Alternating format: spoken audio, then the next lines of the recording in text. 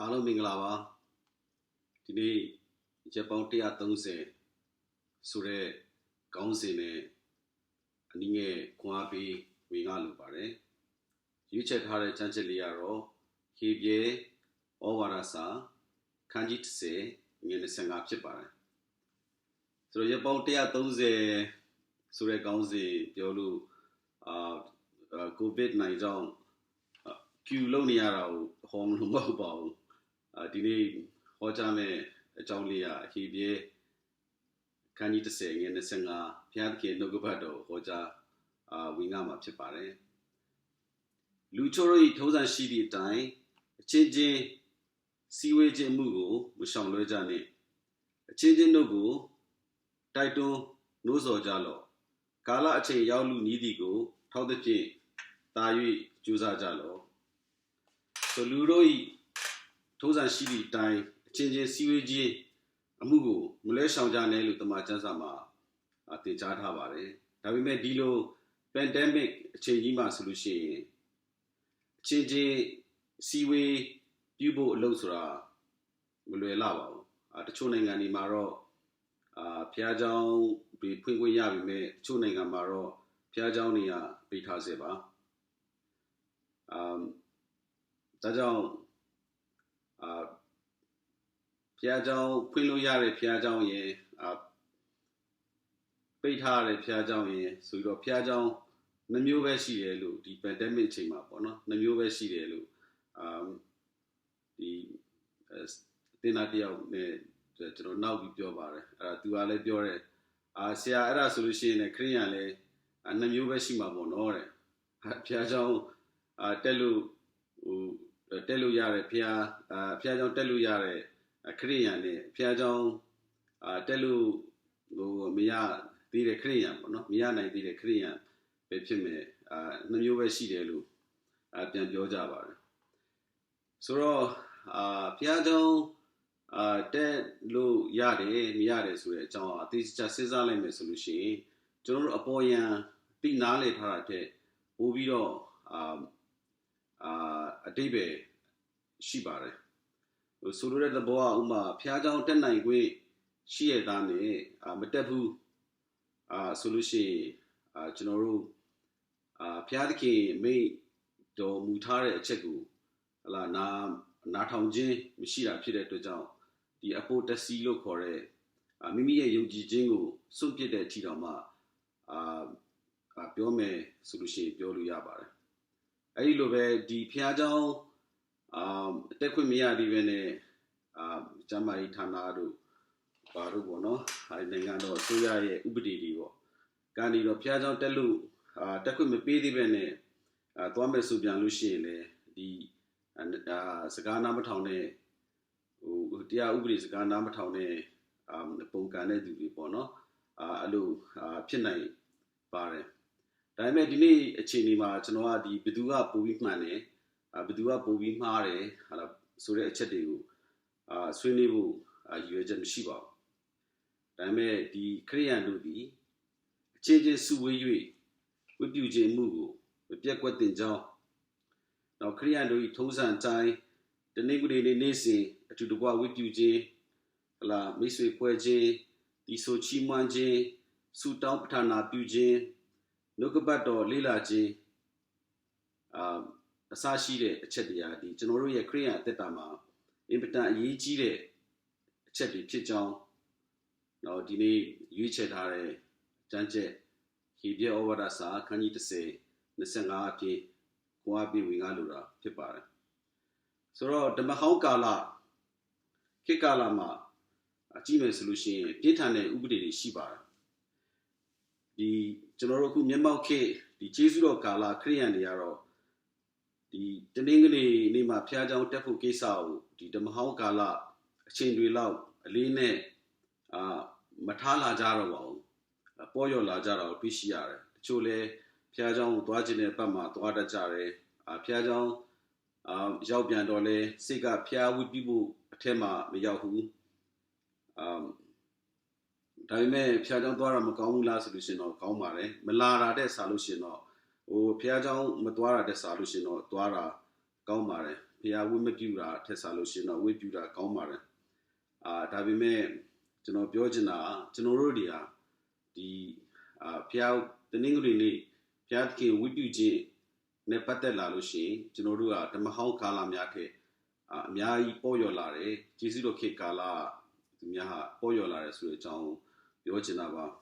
ဒီဓမ္မဟောင်းကာလမှာဆိုလို့ရှိရင်ဥပုသ်နေ့နဲ့ပတ်သက်ရင်ပညတ်တော်10ပါးကိုပြန်ပြီးတော့တတိယကြပါဆိုဥပုသ်နေ့ကိုစောင့်ရှောက်ခြင်းက၄ခုမြောက်သောပညတ်တော်ပါဆိုတော့အဲ့ဒီပညတ်တော်ကိုဖော်ပြထားတာထွမြောက်အကျမ်းခန်းကြီး20ငွေ8ကနေ73ထိမှာကျွန်တော်ဖော်ပြထားတာကိုသိရှိရပါတယ်အဲ့ဒီမှာဖတ်ကြည့်မယ်ဆိုလို့ရှိရင်ဥပုသ်နေ့ကိုတန်ရှင်းစေခြင်းကထိုနေ့ရက်ကိုအောက်မေ့လော့6ရက်ပတ်လုံးအလုပ်ကိုကြိုးစား၍လှုပ်ဆောင်လော့တတမနေ့သည်သင်ဤဖျားကေထာဝရဖျားဤဥပုသ်နေ့ဖြစ်၏ထိုနေ့၌သင်မဆ၍သင်ဤသားသမီးကျွန်းယောက်ျားကျွန်းမိန်းမတရိษံသင်ဤတကားအတွင်း၌နေသောဧည့်သည်အာဂန္တုသည်အလုံးမလုံးရဆိုပညတ်တော်10ပါးကိုတတိယကြမှာပါပညတ်တော်10ပါးမှာပြောထားလဲဆိုလို့ရှိရင်ငါမတပါအခြားသောဖျားမကူကွယ်နေလာယုတုစင်တုကိုကိုဖို့မပြုလုံးနေဥမချဝိပြုနေသင်ဤဖျားခင်ထာဝရဖျား၏နာမတော်ကိုမူတာနှင့်ဆိုင်မမတ်စုနေဥပုသ်နေ့ကိုတန်ရှင်းစေခြင်းကထိုနေ့ရက်ကိုဆောင်ရှောက်လော့သင်ဤမိဘကိုယုတ်သေးစွာပြုလော့လူတက်ကိုမတန်နေသူမယားကိုမပြစ်မှားနေသူဥဆောင်မခိုးနေကိုနေစဆိုင်သောသူတစ်ဖက်၌မမှန်သောတသက်ကိုမခံနေကိုနေစဆိုင်သောသူဤပစ္စည်းဇုံတရားကိုမှတမဲ့လိုချင်သောစိတ်မရှိစေနဲ့ဆိုပြီးတော့အချက်တွေပါပါတယ်ဆိုတော့ဒီပထမဦးဆုံးဘုရားသခင်ပေးထားတဲ့ပညတ်တော်10ပါးထဲမှာဒီဥပုသ်နေ့ကိုစောင့်ရှောက်ဖို့အချက်ကဆိုလို့ရှိရင်စတုထမြောက်သောပညတ်တော်ဖြစ်ပါတယ်ဆိုတော့ပထမဒီပညတ်တော်10ပါးမှာပထမဆုံးကြည့်မယ်ဆိုလို့ရှိရင်တော့ပထမဒီပညတ်တော်4ပါးဟာဆိုလို့ရှိရင်ကျွန်တော်တို့တောင်းမှသွားပါတယ်ဆိုလိုတဲ့သဘောကဒီဘုရားသခင်နဲ့ကျွန်တော်တို့နေကြားထဲမှာရှိတဲ့ဆက်ဆံရေးအကြောင်းကိုဖော်ပြထားတာပါ။ကျန်တဲ့၄ချက်ကတော့အလျားလိုက်သွားပါတယ်။အလျားလိုက်သွားတယ်ဆိုတာကကျွန်တော်တို့အချင်းချင်းနဲ့ပတ်သက်တဲ့ဆက်ဆံရေးဟိုဖြစ်ပါတယ်။ဆိုတော့ဒီဥပုသ်နေ့ကိုစောင့်ရှောက်တဲ့ဒီပညတ်တော်ဒီခုမြောက်တော့ပညတ်တော်အစအဦးဆုံးဒီတမန်ကျမ်းစာမှာလာတာကတော့ကပ္ပဦးကျမ်းခန်းကြီး2အငယ်1ကနေ3တန်းမှာပါတတမန်နေ့ရောက်လေဘုရားသခင်သည်ဖန်ဆင်းသောအမှုတို့ကိုလက်ဆက်တတ်တော်မူခဲ့ပြီးဒီဖြစ်၍ဖန်ဆင်းသမျှသောအမှုရာတို့သည်ပြီးစီးပြီးမှထိုတတမနေ့၌ရေဝဲစွာနေတော်မူ၏ထိုတတမနေ့ကိုဘုရားသခင်သည်ကောင်းချီးပေး၍တန်ရှင်းစေတော်မူ၏ကျောင်းမူကားဖန်ဆင်းပြုပြင်တော်မူသောအမှုရာလုံးစုံတို့သည်ပြီးစီးသောကြောင့်ထိုနေ့ရက်၌ရေဝဲစွာနေတော်မူ၏ဘုရားသခင်ကိုယ်တော်တိုင်ကကောင်းချီးပေး၍တန်ရှင်းစေတော်မူ၏ရေဝဲစွာနေ၍တမ္မတ်ပိုင်းခြားထားသည့်နေကျူးနေညံ့ဖြစ်သောကြောင့်ထိုနေ့ရက်မှာဘုရားသခင်ကိုဝိပြု၍ဆောက်ရှောက်ကြဖို့အထူးလိုအပ်ပါတယ်ဆိုတော့ရှေးခေတ်မှာဒီပညတ်ကိုဖောက်ပြတဲ့သူများဆိုလို့ရှိရင်ဒေတံကြက်ခါကြီးခံရတာဖြစ်ပါတယ်ခမယောကျမ်းခန်းကြီး31ငွေ15မှာဘာပါလဲဆိုလို့ရှိရင်6ရက်ပတ်လုံးအလုပ်လုပ်ရမယ်လာတတမနေ့ဟာထာဝရဘုရားတန်ရှင်း၍ညင်ရသောဥပုသ်နေ့ဖြစ်တယ်ဥပုသ်နေ့၌အလုပ်လုပ်သောသူမိဒီကဧကအမှန်တရားမယ်လို့ပြောထားခဲ့ပါတယ်ဒီတမကဒီနေ့ရက်ကဆိုလို့ရှိရင်ဘုရားသခင်နဲ့ဘုရားသခင်ရွေးချယ်ထားတဲ့လူမျိုးကြားမှာရှိတဲ့ဒါပဋိညာဉ်တရားဖြစ်ပါတယ်ဆိုတော့ဒီအကြောင်းကိုကျွန်တော်တို့ထွမြောက်ကျမ်းခန်းကြီး30ငွေ16မှာဆက်လက်ပေါ်ပြထားတာကိုတွေ့ဖြစ်တွေ့မြင်ရပါတယ်တို့ဖြစ်၍ဣသရေလအမျိုးသားအစဉ်ဆက်တို့သည်ထာဝရပဋိညာဉ်ဖြစ်စေခြင်းကဥပုသ်နေ့ရဲ့အစဉ်တိုင်း ဥပုပ်ဆောင်ကြပြီဆိုတော့ဒီထက်မကပါဘူးဒီနေ့ရက်ကဘုရားသခင်နဲ့ဟလာဘုရားသခင်ရွေးချယ်ထားတဲ့လူမျိုးတွေအကြားမှာရှိတဲ့ဒီသာဝရလက္ခဏာတက်တည်လည်းဖြစ်ပါတယ်ဒီခုနကျမ်းချက်ထဲမှာပဲထွမြောက်ကျမ်းခန်းကြီး30ငယ်19မှာဆက်လက်ဖော်ပြထားပါတယ်ထို့သောစောင့်လျက်ငါနှင့်ဣသရေလအမျိုးသားဆက်ကြား၌သာဝရလက္ခဏာတက်တည်တော်ဖြစ်လိမ့်မည်။ကြောင်းမူကသာဝရဖျားသည်မိုးကောင်းကင်နှင့်ရေကြီးကို6ရက်တွင်ဖန်ဆင်း၍တတ္တမနေ့ရက်၌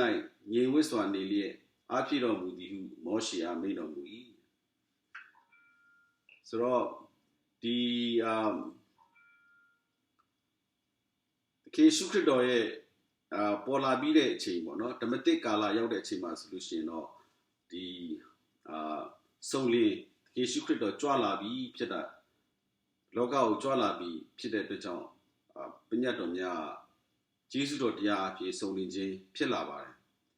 ဥပမာအဖြစ်ဆိုလို့ရှိရင်သခင်ယေရှုခရစ်တော်ရဲ့တပည့်တော်ကြီးများဟာဒီဥပုသ်နေ့မှာဂျိုစဘာလက်ွက်တွေကိုရှောက်သွားတဲ့အခါမှာ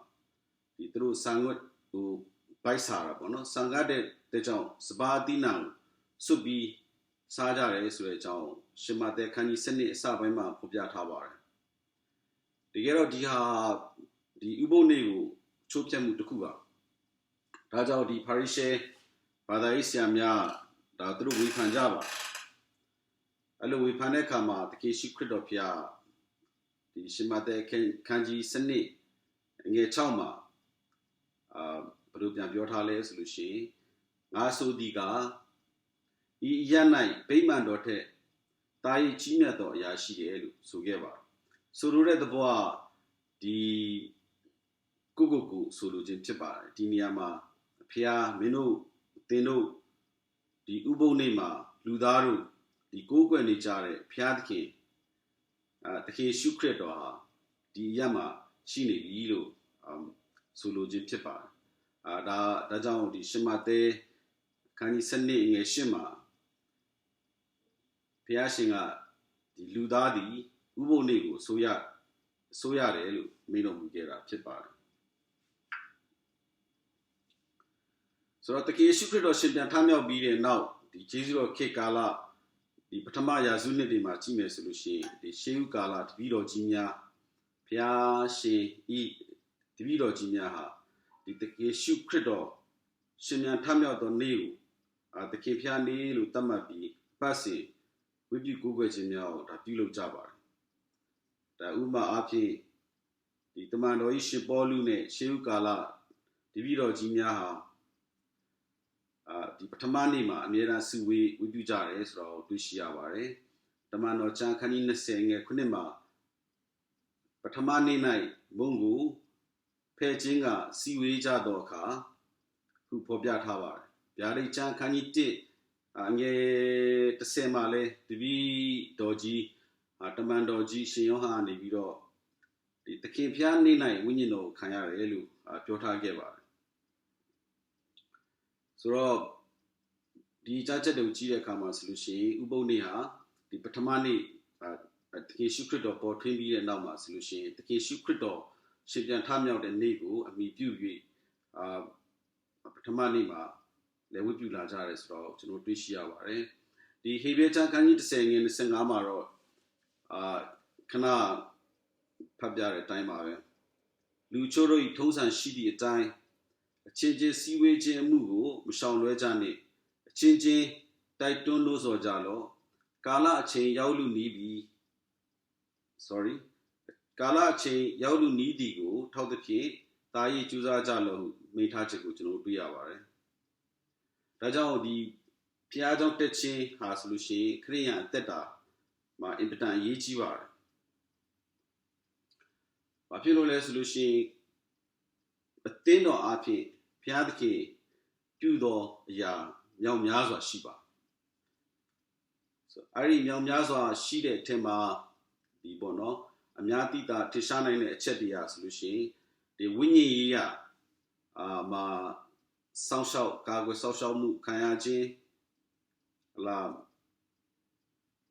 စာတန်ရဲ့ Satamana ne Satamana upon body the Takaimu Dani Biro Kagwayaji Krito ne Boye Dunila on Nina Botre the Tejamuya Ayashiji La Mayundo the Opemia Mayundo the Jamuya Gani Biro Akagwe Yashiji Sashi de Chenya Nyai Bavare. The Tamakawa, the Apecha Kani, though near September solution. I wrote the king Yeshukregu, Chaupi, Tawra, a chando Shidi, Kaungi Yatonai, Atomia, Anna Setudi, Piadaki, two sando Pignado, a tendo api, Yakutiami, Chaundi, Yobare. Tajao, Piadaki, two sando. Pignaro, a teno api, the Logadamia, Tijama, Tipare. Tajao, the Tiago Techia solution, impetant, Yichi Bare, Tajao, Popo Tanta, the Womatavene, Line, Tame, Yakuba, Tajao, Pia Jante, Wikiu, Mamma Pijava, Lutino, Koa Piluba. The General who Jesu Kelu. Yawla Chima, Jesu Kit, Tenoria, Piawu Pujara Kama, Tanaila which other barrel.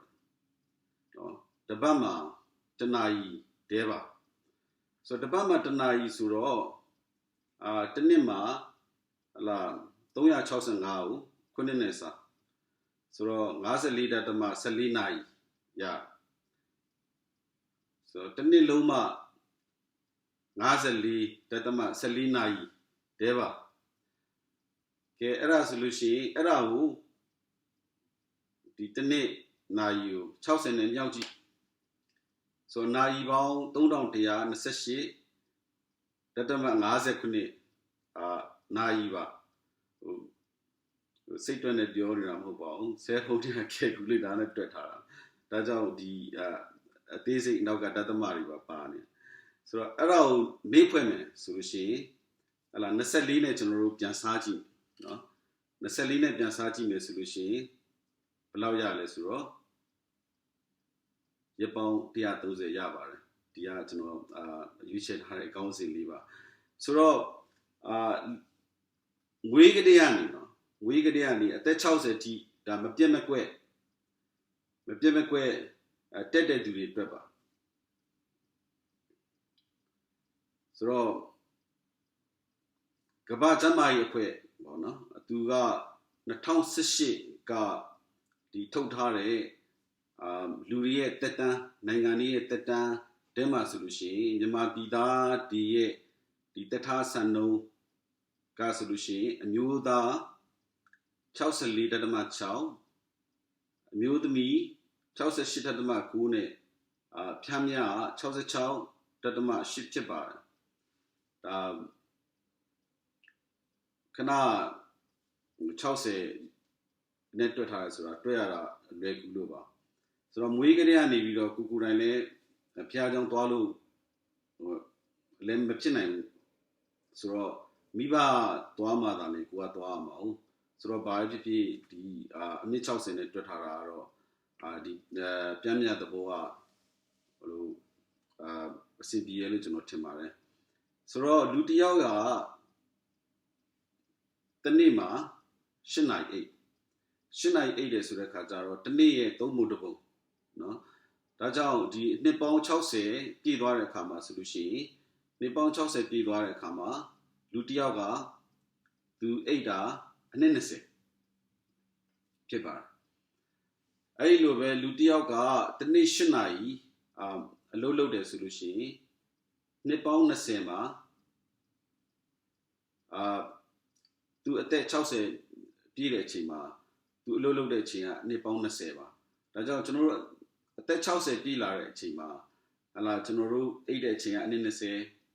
a la Novido, a Lolo de Chia, and in the Seva. I may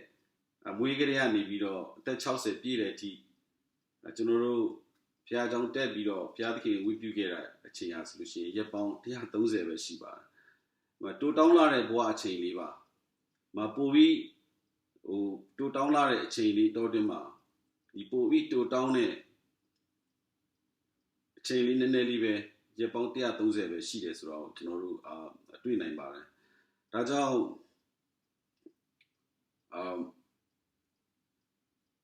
ဖျားเจ้าကိုမမှန်သွားကြဖို့ကျွန်တော်ခွန်အားပေးလိုပါတယ်လာဖျားเจ้าကိုမမှန်တက်ကြဖို့မပြတ်မကွက်တက်ကြဖို့ကျွန်တော်ခွန်အားပေးလိုပါတယ်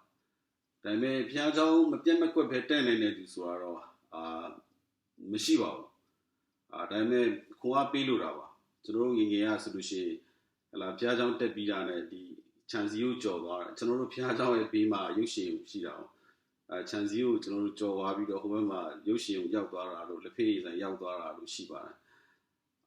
ငယ်ရတဲ့အချိန်ပါဒါပေမဲ့ကျွန်တော်ခွန်အားပေးလိုတာပါဒီနေ့ဖျားเจ้าကိုမပြတ်အောင်ယူတည်လေးစားစားကန်ကန်ရှိဆိုင်နဲ့တက်ကြဖို့ခွန်အားပေးလိုပါတယ်တစ်သက်လုံးတက်ရမှာရက်ပေါင်း130တယ်ပဲရှိလို့ပါဒီဟာပထမအဆင့်ပါ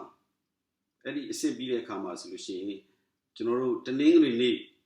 ကိုကျွန်တော်တို့စောင့်ရှောက်တယ်လို့ပဲတနင်္လာနေ့အင်္ဂါနေ့ဗုဒ္ဓနေ့အစရှိတဲ့တခြားသောနေ့များမှာလည်းတနင်္ဂနွေနေ့ကဲ့သို့ကျွန်တော်တို့နေထိုင်ကြဖို့ကျွန်တော်ခွန်အားပေးလိုပါတယ်။ဘာဖြစ်လို့လဲဆိုလို့ရှိရင်တချို့ခရိယန်တွေဟာဒီတနင်္ဂနွေတရက်မှာပဲဘုရားသခင်ကိုယုံကြည်ပြီးတော့တခြားနေ့တွေလည်းရောက်သွားတဲ့အခါမှာဆိုလို့ရှိရင်ဘုရားသခင်မရှိတဲ့ကဲ့သို့နေတတ်ကြဒါကြောင့်လက်တွေ့မှာဖျားမဲနေတဲ့ဒါယုံကြည်သူတွေပါကျွန်တော်တွေ့ရတာတွေအများကြီးရှိပါတယ်ဒီဒါကြောင့်တနင်္ဂနွေနေ့တည့်ရက်ပဲခရိယန်ဖြစ်ပြီးတော့တခြားနေ့မှာဟလာဖျားမရှိတဲ့ကဲ့သို့နေတဲ့သူတွေဟာဖျားမရှိတဲ့ကဲ့သို့နေတဲ့သူတွေဟာဆိုလို့ရှိရင်ဘယ်လိုခေါ်လဲဆိုတော့ practical atheist လို့ခေါ်ပါတယ်ဒီလိုနည်းတွေနဲ့ဒီတက်တာမှာနေထိုင်သွားပြီးရင်ကျွန်တော်ဘုရားသခင်ကိုဘယ်လိုရှာဖွေတွေ့ရှိကြမှာလဲဆိုတော့ပြန်လဲစဉ်းစားဆင်ခြင်စေခြင်းပါပဲဒီယေရမိကျမ်းခန်းကြီး29အငယ်73မှာဘာပြောထားလဲဆိုလို့ရှိရင်ဘုရားသခင်ကိုရှာဖွေတဲ့အခါမှာစိတ်နှလုံးအကျွမ်းမဲ့နဲ့ရှာတယ်ဆိုလို့ရှိရင်တွေ့လိမ့်မယ်လို့ပြောပါတယ်အငယ်14မှာစဖတ်ကြည့်မယ်ဆိုလို့ရှိရင်လည်းငါဒီလဲအတွေ့ခံလိမ့်မယ်လို့ပါတယ်မိန့်တော်ပေးထားပါတယ်ဒါကြောင့်ဒီဘုရားသခင်ကိုရှာတွေ့လို့ရတဲ့အချိန်မှာရှာတွေ့ဖို့ခွင့်ရရှိတဲ့အချိန်မှာကျွန်တော်တို့ရှာကြဖို့ကျွန်တော်ခွန်အားပေးလို့ပါအင်မတန်အရေးကြီးပါတယ်ဒီကိုမောင်တို့မတို့ဒါကိုသိထားတာဖြစ်တဲ့လူဘဝရဲ့တူတောင်းမှုလူဘဝမျက်ပင်နေလို့ပဲမနေ့ပိုင်းမှာလမ်းဆန်းပြီးတော့ညနေပိုင်းမှာညှိုးနှွမ်းသွားမယ်လို့